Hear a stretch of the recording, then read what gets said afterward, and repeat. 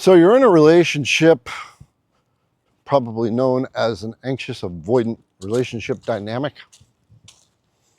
And you feel like that person needs to change. And they do. But we're going to go into this one a lot deeper. So let's talk man to man about this one. As the anxious guy who's been dealing with an avoidant female, they got a lot of stuff going on over us, like power. You know, they got the body, the sex that we so much want and need to feel that intimacy that they are slowly draining away, like keeping from us. All right, and their behaviors, the broadsides, the sarcasm when you're trying to get vulnerable, the blame shifting when you're calling them out on something that they said about you, and they turn it back on you, name calling, if that happens to you, silent treatment. What else? There's several other things that happens from the avoidant ex or avoidant girlfriend, wife, whatever you may be dealing with. And they need to change. And we keep telling them that they need to change because this behavior is hurting us. Well, I'm going to shed a little light on this for you as the anxious guy who's waiting for them to do the work where you don't have to do the work of changing. Brother, you need to change. You can want someone else to change, but if they don't want to change, they're not going to. People don't change because you want them to, they change because they want to. There's no other way someone changes. And if they try to force a change to please you, guess what? It's going to unchange very quickly, and they're going to have a lot of resentment. You're the one that needs to change. And here's the change that has to happen. I'm talking you man to man, because this is point blank, brother. If you keep wanting them to do the action and do the work, and you're not willing to look at yourself and say, I got to do some work on me, nothing will change. You will stay in the same dynamic, giving them all the power. You have to change, man to man. But the problem is what do you need to change? Because when we say you have to change, most people are going, what? What do I need to change? So I'm going to tell you what you need to change and how you need to go about this change. Right? The obvious change is standing up for yourself with hard and fast standards. I don't like the term boundaries because boundaries sounds hard. Standards sounds like this is where I am at.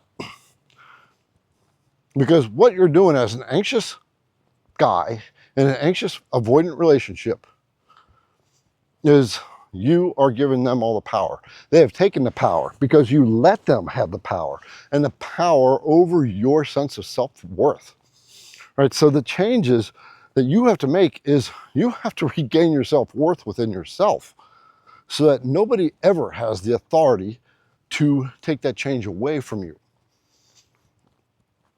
And what that means is you have to take the time to step back and say, what is life teaching me right now?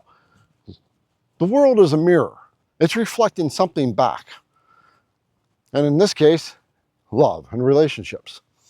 And what is reflecting back to you is that you are showing them a sense of worthlessness and lack of self-respect.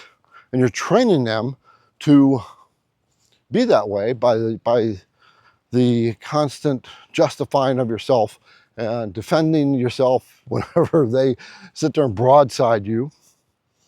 Right, you immediately go in defense, and that's the reaction they want. The attention's not on them anymore, it's on you. And they'll do it for any number of reasons, by the way. I'll have to make a video about that. But most of the time, it's when intimacy can potentially happen.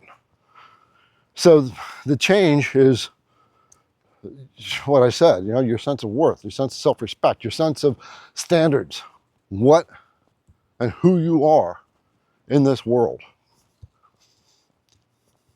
And how do you go about changing who you are? How do you go about becoming a person that just simply won't tolerate that kind of treatment anymore? When you're stuck in a pattern of needing them to come back to validate you, especially if they left you, if the relationship ended, whether they left you or you left them, you got to sit with the pain, but you got to look in the mirror, right? It's very difficult to look at ourselves because we so much want to point our fingers at them, at all their flaws. And the only reason we're doing that is because we don't want to see our own. We don't know what our own are, but we know there's something there because we feel like shit. Either when you're in the relationship or afterwards. And you're dragging yourself on the ground to try to move along. So this is where you have to literally step back, and you don't want to share with them, especially if you're with them.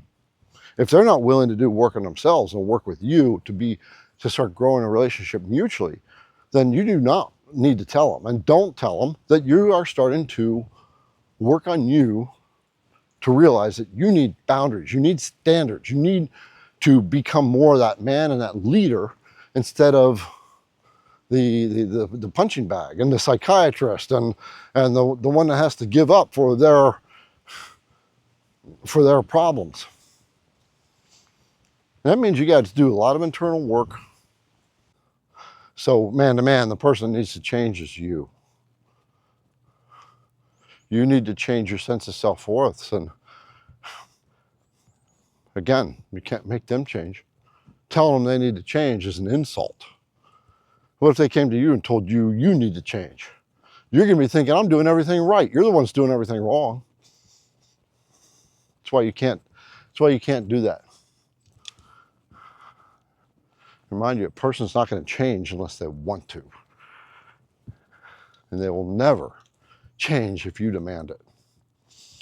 You will get so much kickback. So if they tell you, oh, so I need to change, or you're telling them they need to change, there's two signs that they're not going to. If they're saying I need to change, then they are resisting it. And if you're saying you need to change, you're trying to control them. Change is your job for you. And I'm going to make you this one promise, which if you get real with yourself, you already know it. If you don't change, you're going to end up in the same relationship, just different face. It'll be all cool in the beginning. Everybody's going to love each other. You're all touchy and feely and going into that great sex thing and being vulnerable and telling each other everybody's war stories and history and of how bad life was, whatever you do. And then the shit's going to start up again. And you got to put an end to it. If you really, really, really want to have a good relationship, then you have to really, really, really have a good relationship with you first. You've got to become the person that you want to date. And then you have to have hard standards. You have to know those standards, not just write them down. They have to be consciously part of you, where if somebody crosses that standard, you immediately feel it and the red light goes up. And you will acknowledge it within yourself, and you will even tell them, this is a red flag for me. And if you do this again, then I don't want to be in this relationship. However you handle it. But if you change, you won't run into these relationships. When you change parts of yourself to the healthy, self-respecting parts, all the different parts, each time you change a part, you will not be attracted to that type of person anymore. If you fix one of 5 parts in these broken relationship dynamics that you have inside of you, you'll still pick up the other 4. But at least you'll have narrowed it down. Use this relationship or the relationship pattern as a learning thing. What can I learn out of this? And from that lesson, universe, what are you showing me that I need to see? What's being reflected back to me that I don't like? Because in the end, that person you're in a relationship with you, they're a mirror. They're a mirror to the pieces of you that you don't have inside of you. So you've got to look at them as your greatest teacher and stop hating on them. It's hard to stop hating on them when you're still upset and feel violated and disrespected. But you got to work to that point of just, you got to stay single for a while. I'm 64 and I just got out of this one, 6-8 months ago. And it's still been hard. I would still love to see her and talk to her. But that part of me has changed now because I've done the work.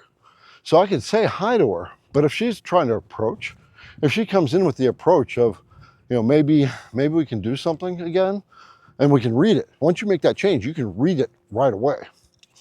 That's the motive. That's when you can say, well, you know what, that sounds all nice and stuff, but we got to deal with the past, and I got to know what you've done on yourself.